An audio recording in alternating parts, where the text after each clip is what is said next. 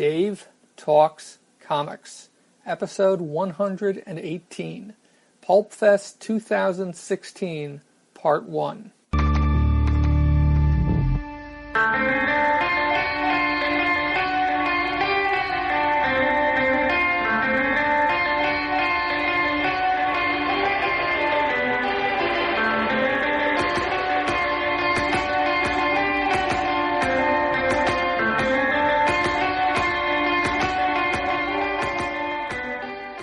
Welcome to Dave Talks Comics, the program where I talk about comic books, cartoons, and comic book conventions. Most episodes are a mix of summary and opinion and include spoilers. Please keep that in mind.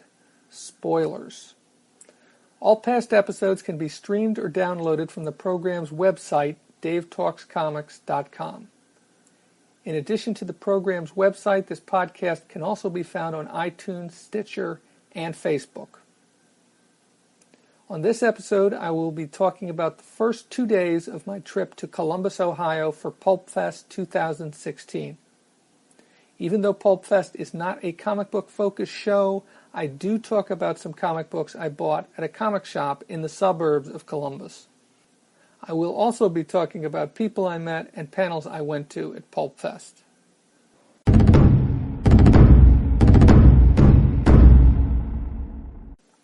The first day of my trip to Columbus for PulpFest went, it was mostly dominated by the trip itself. I got up fairly early, and I left about 6:45, not for Columbus, but to pick up the rental car I was going to use to drive to Columbus. I took the public transportation, the metro, to get there. It took a little longer than I thought it might, but I budgeted a little bit of time there. I built in a little more time just in case it took longer, and it did. So I got there around 8:10 at the counter to pick up the rental car. And by about 8:30 I had the car, but then it took me another 15 or 20 minutes to get out of the airport because I was getting used to the car. For instance, I didn't need to use a key to start the engine. I couldn't figure out how to start the engine. I actually had to ask one of the people because I shut off the engine was running when I got to the car. I shut off the engine, and then I couldn't figure out how to get it started again because all you were supposed to have to do was push a button to start the engine. But when I pushed the button, the engine wouldn't start. And what I didn't realize was you had to have your foot on the brake when you push the button. So actually I'm kind of glad that I shut off the engine because otherwise I'm not sure when I would have figured out or how I would have figured out how to turn the engine back on. Another thing happened on the way home, which was because I had to drive home to pick up my luggage, was that the windshield wipers were on. I think that they had run the windshield wipers when they brought the car up. They cleaned off the windshield, and I couldn't figure out how to turn it off until I was maybe 2/3 of the way home. And so I was driving along the DC Beltway, trying to figure out how to turn off the windshield wipers. I tried all kinds of things, and then I finally figured it out. I just wasn't pushing the stalk that controls the windshield wipers the right way. And then I finally did, and that did the trick. So I got home about 9:35, which was about what I figured I might, but I still had to pack up my stuff. I'd set a lot of stuff aside, so I packed up my clothes and a few items that I wanted to take with me, like a tablet and some cables for that to power it and earbuds and something to read along the way. Well, not along the way. I can't read while I drive, and I also took a cooler with some empty growlers, which I was going to use to fill at a few breweries once I got into Ohio and closer to Columbus. So I left my place at about 10:25, and of course the traffic in the DC area was not great, but I took the Beltway around and then headed up 270, and then from 270 I got onto 70 West. I took 70 West out until I hit I-68. I took I-68 West, and then I was planning to stop at Cumberland, Maryland, which was going to be my first stop at a Sheetz gas station that I've been to before. But unfortunately, the Sheetz, I didn't know, but the Sheetz doing some major changes to it. I don't know if it's completely shut down right now, but I don't know if it's temporary or not. But they had fences up around it, and there was construction equipment in there. The building was still there, but it was obvious that I couldn't stop there. So I tried driving around a little bit. This is a town in the mountains. The roads are narrow. I ended up going down the wrong road. I finally turned around and came back, but I probably spent about 15 minutes in. I'm not sure if I was technically in Cumberland all that time. I think I may have actually crossed the border into West Virginia, although I didn't realize West Virginia was that close to Cumberland. And so I spent about 15 minutes in the Cumberland area before getting back onto I-68 and continuing on my way. I did end up stopping because I needed to use the bathroom, I ended up stopping right after I crossed into West Virginia. This was around 12:35 or so. No, wait, 12:35 was when I arrived in Cumberland, and I left about 12:50, and about 1 o'clock, 1:30, I crossed into West Virginia, and I stopped there was a rest stop there, and I just used the facilities and got back in the car and kept going. I decided not to stop in Morgantown, which was probably less than an hour's drive from there. Instead, I stopped I drove all the way to Triadelphia, West Virginia. So I cut at Morgantown, I turned north on I-79, cut into Pennsylvania, and then in Pennsylvania took that until I got to I-70, and then I took I-70 west once again. And that cuts through that little sliver of West Virginia, which is where Wheeling is, and also Triadelphia, and there's a big shopping area there that I've been to before. There's a Sheetz there, and there's a Panera there, and I stopped at both of them. First Panera to get a sandwich, and then at Sheetz to put gas in the car. I wasn't out of gas, but I was getting there, and it seemed like a good place to stop. I think I had maybe enough for maybe another 50 miles, 60 miles worth of gas. So I stopped there. I got there around 3:15, and I left around 3:50. Is when I got back onto the highway, and around 5:10 I arrived in Zanesville, Ohio, and I went to the Weasel Boy Brewing Company. This was my first of 3 stops that I made at breweries on the way to Columbus, and I had the growler that I'd bought there a couple years earlier refilled with I think it's their Plaid Ferret Scotch Ale, which I didn't get a taste of, but the last time I was there in 2014, I had the growler filled with the Brown Stoat Stout, which I wasn't crazy about. It wasn't awful. I wasn't crazy about it, so I wanted to try something else. I sampled a couple other beers, but neither of them really appealed to me that much, so I went with the Plaid Ferret Scotch Ale, although I probably should have sampled it before I bought it, but I wasn't sure what else I was going to get anyway.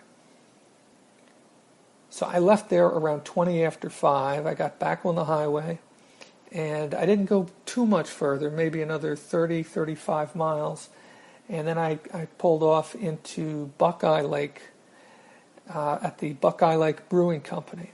And I have a growler from there that I had gotten a couple years ago, and I'd stopped there both last year and, of course, the year before. And I had that one refilled with their oatmeal stout, which I've had before, which is very good. And I was there about 10 minutes, and I got back on the road again. That was around 6 o'clock that I got there, got back on the road, and I wasn't sure which I was going to do next, whether I was going to stop at the place I was staying, or I was going to go to the brewing company. The third and final brewery, I decided to go to the brewery, which was in Delaware, Ohio. So I continued on 70 to the Columbus Beltway, and I took the Beltway around to 23, took 23 north up to Delaware, Ohio, and I had the growler filled. There was a few options there, and the last time I was there, I had the vanilla porter. This time I decided after looking over the menu, I asked about the Belgian quad, but that's when I found I'd forgotten how expensive this place was. The first 2 breweries at the Weasel Boy Brewing Company was $12 to fill the growler. At Buckeye Lake Brewery, it was $10 to fill the growler. At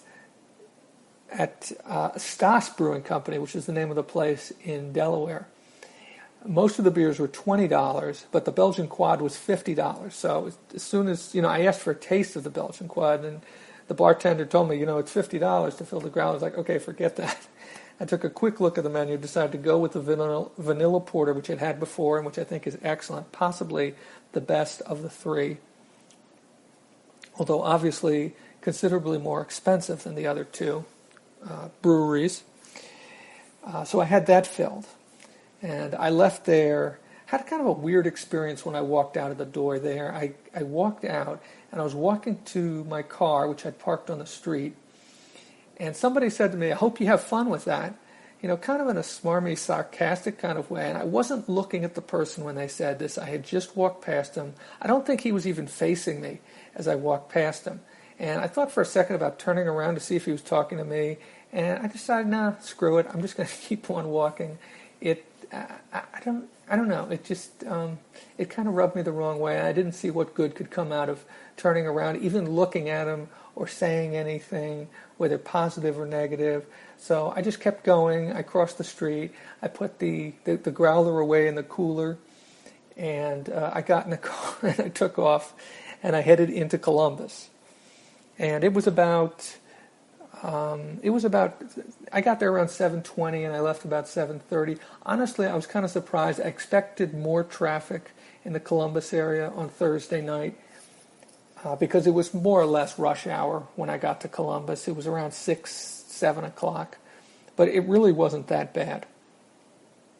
So I left Delaware at about 7:30, and then it was basically due south into Columbus. And the place where I'm staying is in the Grandview Heights neighborhood, which is just south of Ohio State. I had to use a GPS app on my phone to guide me exactly where it was. Actually, the streets weren't that bad. They're not that bad in this neighborhood. Downtown, I really got turned around later on. Not on day one, not on Thursday, but on Friday. But I used the GPS app, and I found the apartment without any problem. The place I parked at first, I think, may have been the wrong parking lot, and I ended up moving the car later on. But it was fine for then. I found this place through Airbnb. It's the first time I've used Airbnb. Everything has gone beautifully so far. And the keys were left underneath the doormat. It's a 3-story apartment. It's kind of a couple apartment buildings with a courtyard in between. It's very nice. The parking is free in this neighborhood, or at least there are parking lots where I can park for free. And the keys were left under the mat. It's basically one of these deals where you walk up. There's only six units in the building, 2 on the first, 2 on the second, 2 on the third. It's on the 3rd floor. So, it's a very nice apartment. Well, it's not perfect. It's not perfect. The building is a little run down. It's obviously not new. I'm not sure exactly how old it is, but it wouldn't surprise me to find that the building's at least 50, maybe even closer to 100 years old. There's no air conditioning. There are ceiling fans.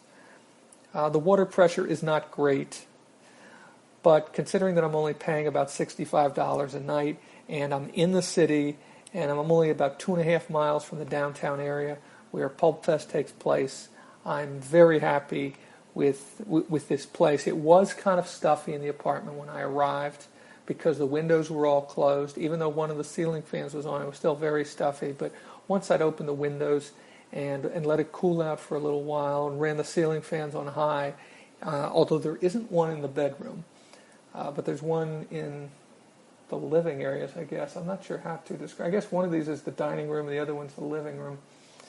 But once I'd had them on for a couple hours with the windows open in the bedroom and in the front of the apartment, which actually faces the courtyard,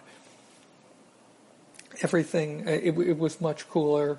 Still, I'm sitting here without a shirt on as I record this because it's not that cool in here. And it was, I think it was up into the 90s on Thursday. I think it was a little cooler on Friday. So after I arrived, I was pretty hungry.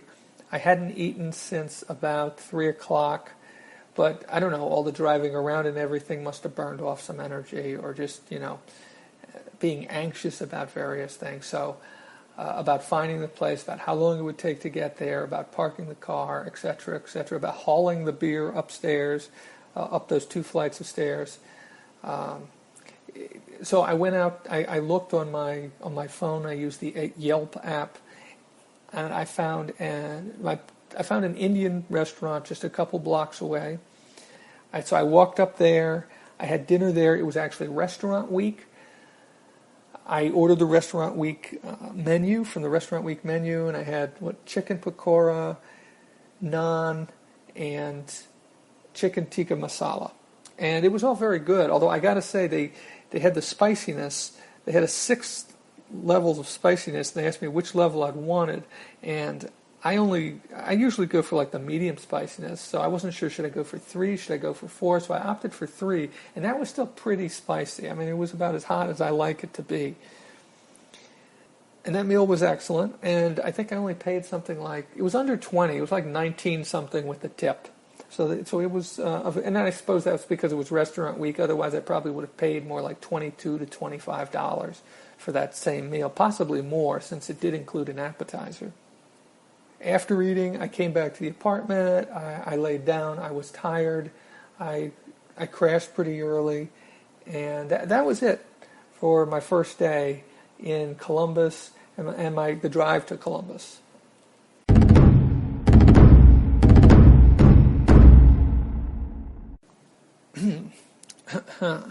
Day 2 of my trip to Columbus for PulpFest started a little later than day 1 did, but not all that much later. I got up around 6:30. I took a shower, and then that was when I moved the car because I was a little nervous that I was parked in a lot that I wasn't supposed to be. When I had asked the woman whose apartment I'm staying in where to park, she'd said behind the apartment building there was a lot, but there's actually 2 lots, and I think I parked in the wrong one. There was signs saying that it was a private lot, but at first I thought that the lot belonged to the building, but it was actually kind of to the side of the building I'm staying in and more directly behind another building. So I decided to move the car to another lot which didn't have any signs. That was around 6:45 or so, after showering and getting dressed. And then I went for a short walk around the neighborhood. Finally, around 7:45 or so, I went to breakfast. I found a place, once again using the Yelp app, that was about 4 blocks from the apartment. It was called the Grand Day Cafe. Nothing fancy at all, but a decent meal. I just had scrambled eggs with toast and some bacon and some apple juice. It was, very reasonably priced. Nothing, extremely cheap, but it was, I think I paid $10 or $11, including tip, for the meal. And then I walked back to the apartment, taking a slightly different route. Because the first full day of the show was on a Friday, I guess they started the show a little later, and there wasn't any programming until the evening, so I didn't see the point in heading over to the show right away. So before leaving for Columbus, I had looked into this, and I'd found a comic book store which had a lot of back issues at $1 a piece. So I decided to go there. So around 10, well, more like 11 o'clock, I left for there. I got there around 11:30. A place called Pack Rats Comics, which actually is not in Columbus itself, but it's in the suburbs, the west suburbs of Columbus. Now, I didn't have any trouble finding it, although I did take a wrong turn somewhere along the way, but it wasn't that hard to get back on track. They have a lot of back issues, but for the most part, they're not in great order. So I did a lot of digging through a lot of boxes. I probably went through 20 or 30 boxes. I did not check every single comic in those boxes. I was there for probably about an hour and a half, from I think about 11:30 until about 1. I brought my tablet with me, on which I have a list in a spreadsheet format of things that I was looking for. The thing was, you would find, you'd be going through a box and be, okay, well, here's some Flash comics, and then all of a sudden you'd be in X-Men, and like, what? So there was no rhyme or reason to some of these boxes. Some of the boxes were generally organized by first letter or something like that, but even then, there was no organization other than that. Occasionally you would find a few issues that were close together or in sequence, but it was unusual to find that. So like I said, I spent about an hour and a half. I came back with 8 comics, only 2 of which were from my list. I came back, let's see, the first thing I think that I pulled was the Daredevil Chronicles. And this is a comic book it says Marvel Comics Group on the top, but I believe this is done by another company whose name is also on this, called Fanico Enterprises. And I think I had heard about this before. It has a bunch of interviews and pieces about Daredevil.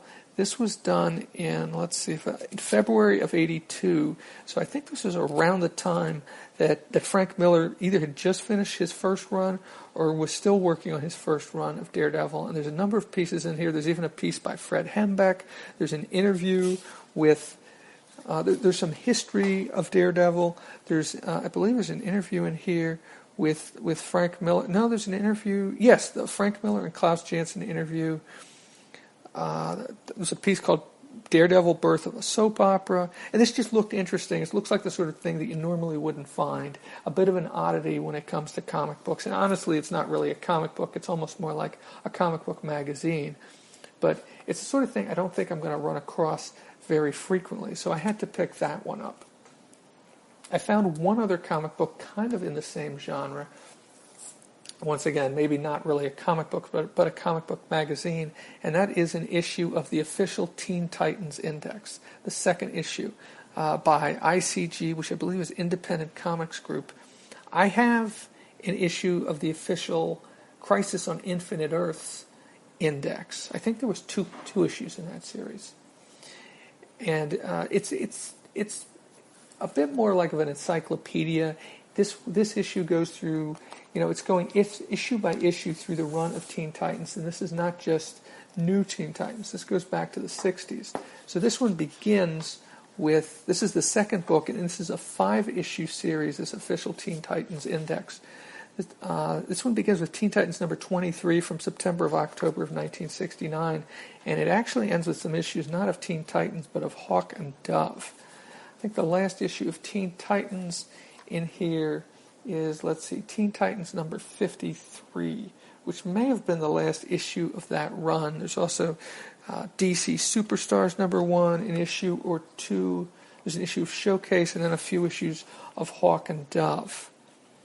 So this is, once again, a bit of an oddity, a bit more of an index, or not a bit more of a magazine almost. More of a comic book history piece than it is a comic book itself. I found a couple of things that were also not DC and Marvel, if you can consider those 2 things I talked before as not DC and Marvel, because even though they were about DC and Marvel comic books, they weren't actually produced by DC and Marvel, although it's possible, I suppose, that they got some help from the offices of DC and Marvel in producing them. I found a copy of Girl Crazy by Gilbert Hernandez. Just the 3rd issue. It's a 3-issue miniseries, which I have since learned has been collected. I've only read a little bit of Gilbert Hernandez's work. I've read more of his brother's stuff. His stuff, but I was interested in it. I looked, but I couldn't find any other issues of Girl Crazy there. But I decided to pick this one up anyway. If I had known that there's a collected version, I may not have picked this up, but I looked on Comic Collectors Live afterwards, and I looked on eBay, and there are issues. I think I can get the other 2 issues. I might have to spend $5 or $10 to pick up all 3 of them, but this issue is in very nice shape, and I am curious, but it'll probably sit in a pile somewhere in my home, in my apartment, before I read it, because it's the 3rd issue of a 3-issue miniseries, and I don't have the others. I may flip through it. It's in black and white, and it looks good. It looks interesting. I'm curious to read it. My first encounter with Gilbert Hernandez's work was in an issue of House of Mystery. I think it was issue 14, where he did a backup story that just blew me away. House of Mystery, and this is the Vertigo House of Mystery series, was a kind of a horror series, that trans-dimensional horror series that I thought was well done, but the problem was, and I stuck with it for quite a while, probably 3/4 of the run, and I never finished it because it just seemed to meander. Every time I thought that it was going somewhere. It would seem to just veer off in another direction. And it got a little frustrating. It felt as if the creators had a mandate to keep the story going, but they weren't sure where it was going to end. And maybe they did have an end point in sight, but it just, I got tired of it. I think I read the first 6 trades or something like that. I have since gotten rid of those trades, but I would like to get a copy of that issue of, and then each issue would have a backup story in it, done by somebody else. I think the writer was the same writer as would write the main stories in House of Mystery, but a different artist. And number 14 was drawn by the backup story was drawn by Gilbert Hernandez, and I thought it was an excellent story that worked on 2 levels, on a horror level and also a social commentary level. That just was one of those things where at the end there's a reveal, and it blew my mind. It just, because I didn't expect something that deep, because a lot of the backup features from House of Mystery were just kind of so-so, they weren't really very deep. And sometimes they would tie into the main story, sometimes they would not. I don't think this one did at all. But okay, so that's the 3rd issue I picked up of 8. This also happens to be the 3rd issue of that 3-issue miniseries. The final issue that I picked up that was not DC or Marvel was Detectives Inc. Cut to the Bone, number 3, which is once again the 3rd issue of a 3-issue miniseries. This is written by Don McGregor and drawn by Gene Colan. I love Gene Colan's artwork. This is done in kind of a sepia tone, a kind of a brown ink tone. So there's no colors in this. It's beautifully done, and I really would like to get my hands on the rest of this series. When I looked into it, I think there was a previous mini-series of Detectives Inc., which I think was also written by Don McGregor, but I think was drawn by Marshall Rogers. I have not read either of those before, but like I said, this looks beautiful, but once again, it's probably going to sit on a shelf until I get the previous 2 issues. I don't think that there is a collected edition of this. I could be wrong about that, but I don't believe there is. And I'm trying to think, did I look? I don't think I've looked into how much it would cost me on like Comic Collector Live or eBay to pick up the other 2 issues in this series. I doubt that they go for very much. The publisher is Eclipse, and I think this is from 1987. Yes, December of 87. Oh, and there's also some great additional materials in the back, some photographs. I guess these are photo reference for.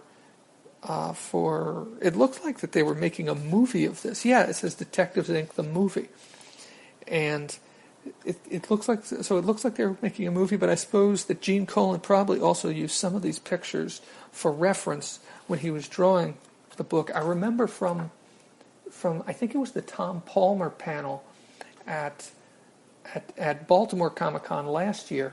Tom Palmer said that Gene Colan used the Jack Palance Dracula movie. He used stills from that for reference for when he drew Tomb of Dracula. So once again, it wouldn't surprise me, because of course there was no internet back then. We're talking about the 1970s, even the 1980s when Detectives Inc. came out. There was no internet to speak of. There was no World Wide Web. You couldn't just look things up. So you had to have reference, and sometimes people would shoot their own reference. Sometimes they would use stills from movies or things like that. So that's it for Detectives Inc. number 3. Okay, one of the comics that I bought that was on my list, and actually it's one of several issues from this run that was on my list, is Birds of Prey number 50. I believe that this is the first issue of Birds of Prey that I've ever bought. This is, I'm pretty sure, the first issue, and actually it has a connection to the Girl Crazy comic book that I bought, in that it was written by Gilbert Hernandez. He doesn't do the artwork, but it was written by him, and I believe it's the first of either a 3 or a 5 issue arc that he did of Birds of Prey. I believe this was in between. This was in that period when Chuck Dixon had stopped writing it, and before, what's her name? Gail Simone started to write it. So this is one of the runs. There's a run of about 12 or 14 issues, somewhere in there, that I would like to get right from like the end of the Chuck Dixon run through like just before Gail Simone took it, and maybe even the early Gail Simone stuff. But I have never read Birds of Prey. It's funny though, because the cover has the wrong credits on it on the cover. On the cover, it's got the creators as Moore, Connor, and Palmiotti, but this issue is actually, Hernandez, Jones, and, well, I guess Hernandez and Jones, Moore, Connor, and Palmiotti, and that's Amanda Connor and Jimmy Palmiotti. And I think that might be, I'm not sure if that's Stuart Moore or who that is, who the Moore is. But they had done the previous arc on Birds of Prey, but for some reason and it's got a beautiful cover, I believe by Phil Noto, who did all the covers during this stint on Birds of Prey. But that's Birds of Prey number 50, which is from February of 2003. The next book that I picked up was a Superman annual. Now, this was not on my list of books that I wanted to get, but I flipped through it, and when I saw who wrote it and drew it, this is Superman annual number 9 from 1983. In addition to Superman, Batman's also in it, and Lex Luthor. There's actually 2 stories in here. But the first story is drawn by Alex Toth, with inks by Terry Austin. The writer is Elliot S. Magan, who I believe wrote a fair amount of Superman stories. This is when I flip through it, I just love some of the artwork. I would love to see it without the colors, because honestly, I think some of Toth's best art is done without the colors. Yeah, I mean, it's just some of these panels are beautiful. Some of them are just kind of okay. But the fact that you've got Superman, you've got Batman, you've got Lex Luthor in his purple suit, his purple and green outfit, which I associate with him most, because that's the way he looked when I first encountered Lex Luthor, I guess you could say. That's the way he appeared on the Super Friends back in the 1970s. And so it was only $1. All these comic books were $1, so I had to pick it up. And there is a backup story in here. There is a second story in here by Kurt Swan and Carrie Bates. And I think, are the letters in both of these by the same person? No, they're not. The letters in the first story are by Gaspar Saladino. And the second story, though, is John Costanza, whose letters I really love, although they don't look exactly here like they did in some other stories, like his Legion stories or his All-Star Squadron work, which makes me wonder if he just rushed this a bit, or for some reason he tailored it to the look of the artwork. I really don't know, and that's somebody who I don't know if you'd ever meet whoever goes to conventions. I'm not sure if he's still working or not. I should try and look that up, but I know he was certainly working in the 70s and 80s, and yeah, I'm not sure what the deal is with John Costanza, but I associate him with some books that I really liked from the early 1980s, like Legion of Superheroes and like All-Star Squadron. The second book that I picked up that was on my list was Alpha Flight number 18. I dug through quite a few issues of Alpha Flight. I actually wanted 17 and 18, but all I could find is 18. And before I pick up with, because I've read and I believe I've talked about on the podcast through issue 16 of Alpha Flight, before I continue to read Alpha Flight, I needed a few issues. I'm now down to just one issue, and that's issue 17. And I looked for it, but I could not find it there. I went through all the A boxes and through quite a few other boxes. I think that the reason why I wasn't able to find that, but I found multiple issues of number 18, is because Wolverine is on the cover of number 17. It's actually a cover that is reminiscent of something that happened in issue 13. Or no, I'm getting confused here. No, issue 18, I believe he was also on the cover of issue 13. But issue 17 was the one that retells the first appearance of Alpha Flight, I believe, from Uncanny X-Men number 107, I believe it is, 107 and 108, which I have in the Uncanny X-Men archives. But it was a it's the one issue I need, and then I think I will have through issue 23, and I'll be more than ready to pick up and start reading again. Actually, if I just need 17 and 24, and I'll have all the way through 25 of Alpha Flight. And the last comic book that I picked up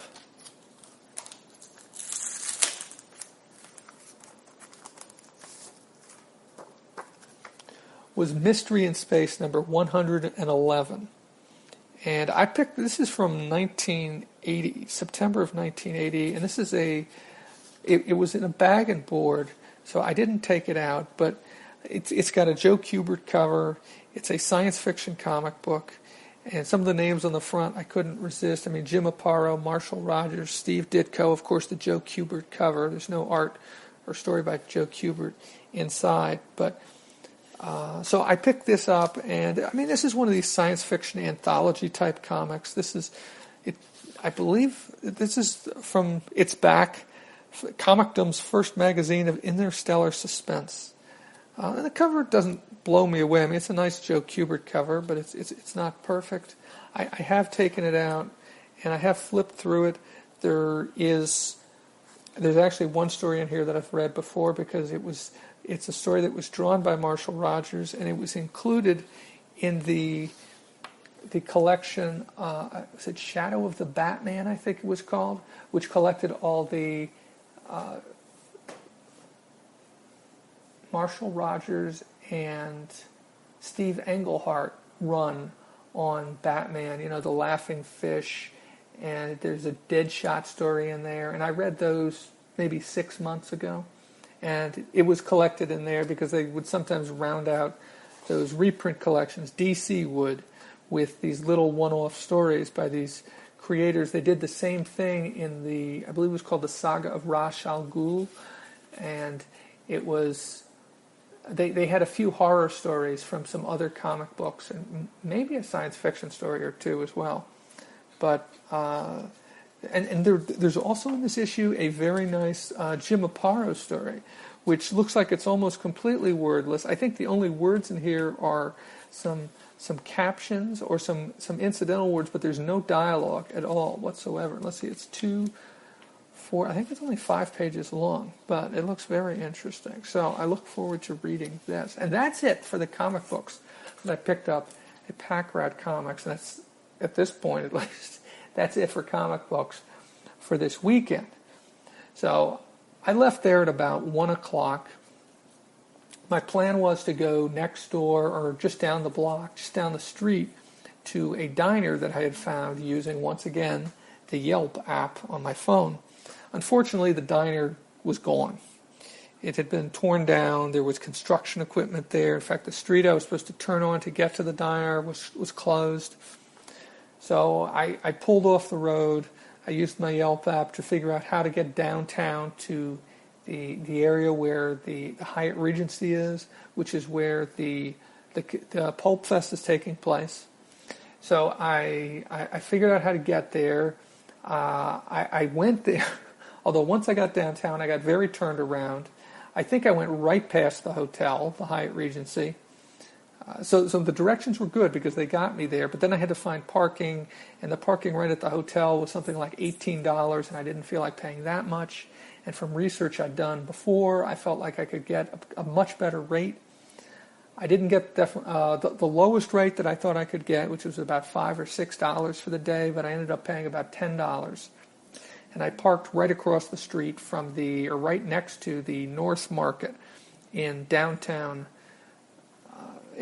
Columbus, which is just a couple blocks from the Hyatt Regency. And I got a bite to eat at the North Market at a place called, let's see, I left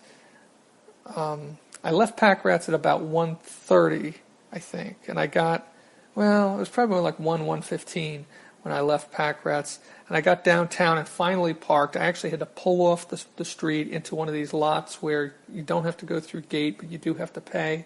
I pulled in there to check and figure out, because I wasn't even sure where I was at that point. And I realized that when I looked on my phone, at the GPS on my phone, I realized I was probably about a mile from because I thought I was very close. And and I thought maybe I could park there and walk, but I was much further than I thought I was from the Hyatt Regency, and from, for that matter, even the North Market. So I figured out how to get there, and I ended up circling a little bit around the North Market, but I finally pulled into this lot where it was $10 for the day, and I parked there. I went to the North Market. I walked around the North Market a bit. I wound up getting lunch from Hot Chicken Takeover, I believe is what it's called. And I got the chicken breast. Well, it was basically a sandwich. There was 2 pieces of bread underneath, and I put them together and ate the chicken like that. It came with macaroni and cheese. It came with, what else was there? There was coleslaw, and there was pickles, and that might have been it. I'm not sure. But and I got the warm level of spice, which was very hot. It was not cool at all. But I managed. I'm very sensitive to the spice level of things like that, and I had lunch, and then I headed to. Then I had left my backpack in the car, so I went back to the car. I got that, and then I headed over to. Well, first off, I wasn't exactly sure where it was, because at first I thought it was in a convention center because of the way it was described on the PulpFest website, and then I realized it was at the Hyatt Regency, and I had to walk up the street to get to the Hyatt Regency, which wasn't that far. It took me maybe 10 minutes to walk up there, and I probably spent half of that time waiting to cross the street because it was a very busy street. I got in there, then I was a little turned around in there. It took me a little 10 minutes maybe to figure out exactly where PulpFest was taking place. At one point I thought maybe I had to go back to the convention center, but I finally found it. I followed somebody else, and I found PulpFest. I checked in. By then it was about 3 o'clock. I spent about an hour walking around the dealer's room. I didn't buy anything. I only talked to a couple people. Most of the dealers were, retailers, people selling either first or second-hand books. The only person I talked to, the only writer I talked to in that was a guy named Phil Farina, who stopped me. He's written a book called Gravesend, which I think I might pick up on the Kindle. It's very reasonably priced. I think it's just like $2.99 on the Kindle. And we talked for maybe 10 or 15 minutes about his book, and mostly him talking. I asked a few questions just to get a better idea of it, but it's a supernatural story. And he has another book coming out later this year called The Enochian Dilemma. And he told me a little bit about that as well. I think that's coming out in either September or November. But if you look up on Amazon Gravesend, and it's all written as one word, Farina. Don't just type in Gravesend, because there's a number of books called Gravesend, and his didn't even show up on the first search. You'll find it. And obviously this is not a pulp book, but I mean there was a number of things there that were not necessarily pulps. But it sounded interesting enough. So I also talked to somebody else at, I think, the Meteor House table about Philip Jose Farmer. And I told him that I hadn't read any Philip Jose Farmer, but then after I spoke to him, I saw one of the books on the table because he had some used books, and I realized one of them I think I have read before, and that's Tales of Ancient Opar, I think it's called. And I mean, this is like 25, 30 years ago that I probably read it. And Opar is a city in a mythological city in Africa, which originally appeared in the Tarzan stories, the Tarzan novels from Edgar Rice Burroughs, and I've read the first 6 of those back in like the mid to late 1980s. So I was familiar with Opar, and I think that's what would move me to pick up Tales of Ancient Opar. I can't remember what I thought of it, but I'm thinking now not of picking that up again, because I don't think I have the copy that I had back then. But I'm thinking of buying Philip Jose Farmer, who I believe passed on a few years ago.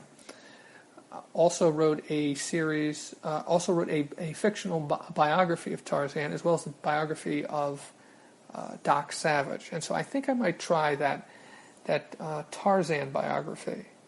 I'll see if I can get that on a Kindle. But so that was it in that between about 3 and 4 o'clock.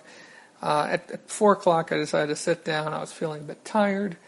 The showroom was only open, or the dealer's room was only open until 4:45 for another 45 minutes. Eventually, I got up again. I walked around a little more. I didn't buy anything. I wasn't really eager to buy anything. I did talk to one other person, another author, who, when I was walking past his table, or when I'd stopped briefly at his table, he engaged me in a conversation. And his name is Dick Enos. And he has written a couple of series. One is a series called the Rick Steele Adventure Series, which is set in the 1950s. It sounded interesting. And the second series is a series about a detective named, let's see, I'm looking at this right now. I've got a page here, Lara Destiny, who is a transgender character who was originally a man, is now a woman, although still male biologically. And these novels are a little more adult than the Adventures of Rick Steele, but I think he's got 4 of them out at this point, and I think there's 6 or 7 of the Rick Steele books, although in one case there's a 2-part story that is broken up between I think it was supposed to be one novel, but it was too long, and so he broke it into 2 novels. And that series has no transgender elements to it, as far as I know. And Dick Enos is a pilot. I don't know who either fought in World War II or Korea. I'm not sure which. Maybe both. So we talked for maybe 10 minutes, and I asked him questions about his book. That is also available on Amazon, although I have not checked to see what the price is. I believe he said somewhere around $3 also. So just like the book by Phil Farina, Gravesend.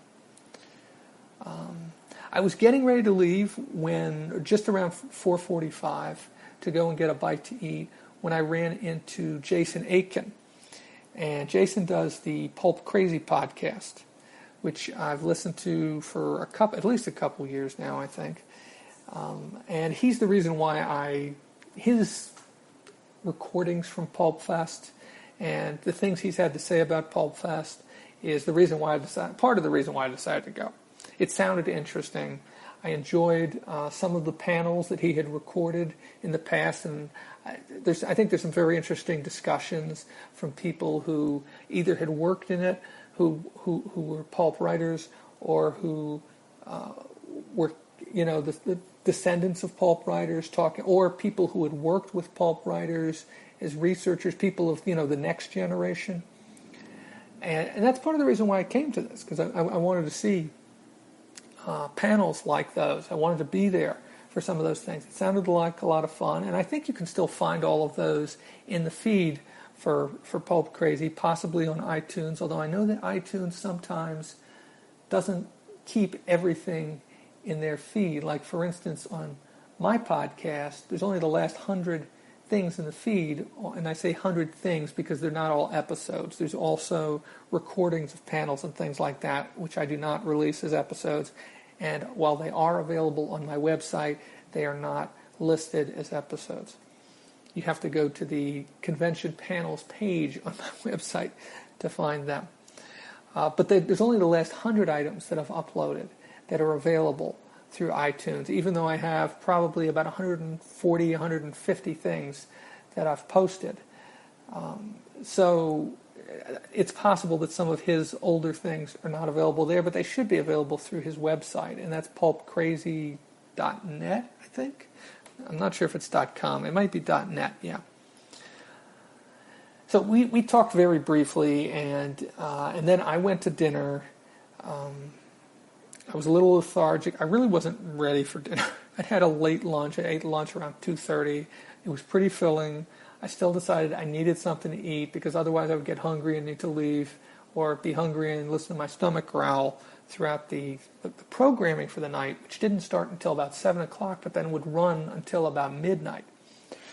So I walked up the street and went to a place called Brassica, which had a Mediterranean flavor to it, although it was kind of a high-end fast food where they built a salad for you based on what you liked, or I think there was other options. They could also build like a sandwich for you based on what you liked, but it was all Mediterranean flavored, and that's kind of what I wanted, and I was hoping the salad would be lighter. It was a little heavier than what I wanted, but so I ate what I could. I ate probably 2/3, 3/4 of it, and ended up tossing the rest. I just, throwing the rest in the trash because I just wasn't having it. I ended up sitting there for quite a while, just playing a game of Sudoku because I just was feeling so full and kind of tired and didn't feel like getting up and walking. And it was pretty warm outside yesterday. It's been pretty warm all weekend so far. So eventually I headed back. I had left my I had dropped my backpack off in the car, so I first went back to the car to pick that up, and then I headed back to the Hyatt Regency, where I picked up. No, I didn't pick anything up. I went to the programming for the evening. While I was waiting for the room to open, Jason walked up again, and we stood there and talked for a few minutes until the room opened. Then we sat together for the first panel, and we talked a little bit before the first panel. He was taping it, so I didn't want to say anything. I didn't want to talk once the panel began. But we talked about podcasts and how things are going and stuff like that, and compared notes on just the sort of things we're covering, I guess. And I'll probably see him again today. And he left after the first panel. I think it was because he would talk to the guys who were on the first panel, maybe even record a podcast with them. I'm not sure. But the first panel was called Collaborating with Philip Jose Farmer. It had 3 people who had collaborated with him, one of whom was, I think, a grandson of his. I'm not certain. A grandson or a grandnephew, one of the two of his, because I kind of got conflicting information during that. And the person who moderated the panel, I wasn't entirely clear if he was another author or what his connection was to Philip Jose Farmer, or maybe somebody who had written some articles on him. I'm not sure. But it was a very good discussion. I had heard at least 2 of those 3 people on the panel on Pulp Crazy before. Winscott Eckert and Christopher Paul Carey, I think, was the other one. And the moderator had some questions for them, and so they kind of went through. He asked about 3 or 4 different questions, and they each responded. And as I said, Jason was taping this, so presumably that will show up in the Pulp Crazy feed. I did not bother to tape it. I didn't see the point. In retrospect, I think that was the best panel of the night. And I stayed for all but the final panel. The next panel wasn't bad, but they started a trend there which I really didn't like, which is they had presentations. They had material to present. And the material that they had to present was, they had, slideshows. The second panel was called Artists of Argosy, and Argosy is a pulp magazine, which started in the late 1800s, and I believe is still going today. And so it was he had pictures drawn for the covers and the interiors of Argosy. He had pictures of the people. This guy is also an artist himself. His name is David Saunders, the one who did this presentation. And his father was also an illustrator who I believe did some comics work, although I didn't quite catch his father's first name, but it's something Saunders.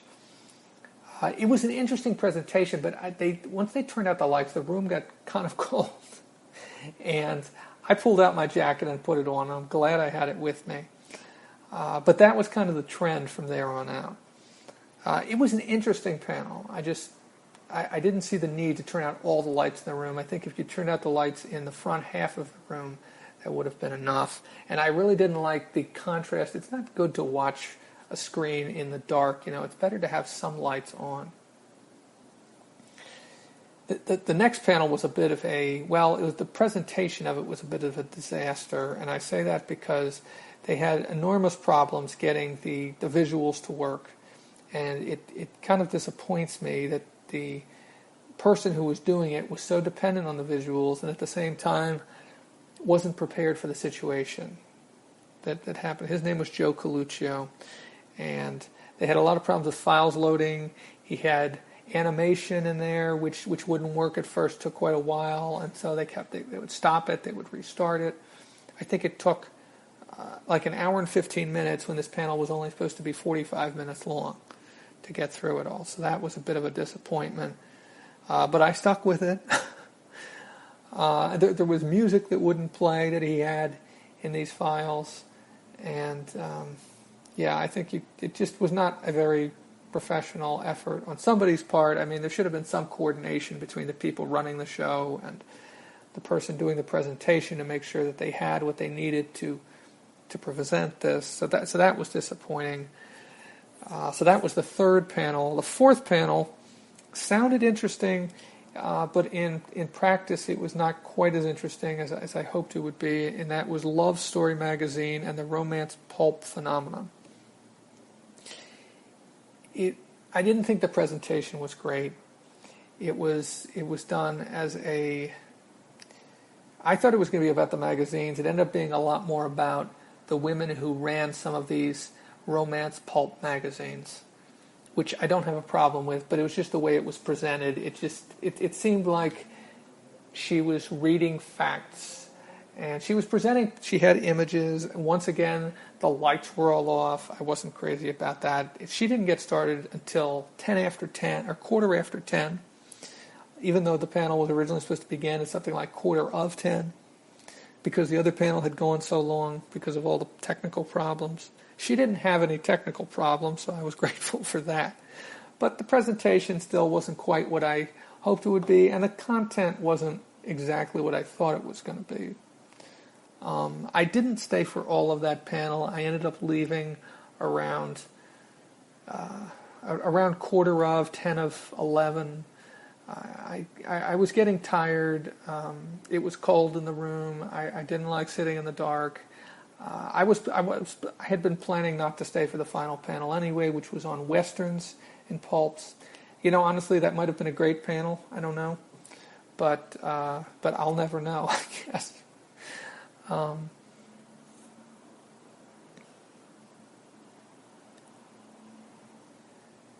I walked back to the car.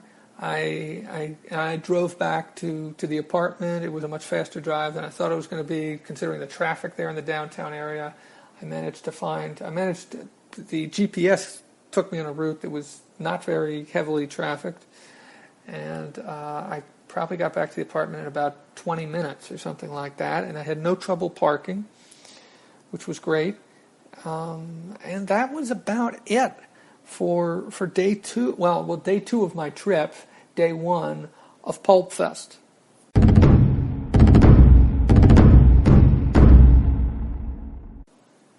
That's it for episode 118, but my coverage of PulpFest continues next episode as I talk about the final 2 days of my trip to Columbus and PulpFest. If you're interested in more coverage of PulpFest, I also recommend you check out Pulp Crazy, which can be found on iTunes, YouTube, and other locations where podcasts are usually found.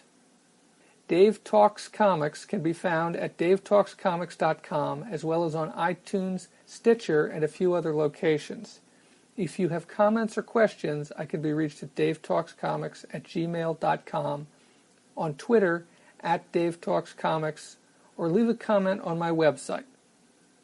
I'm Dave. Thank you for listening.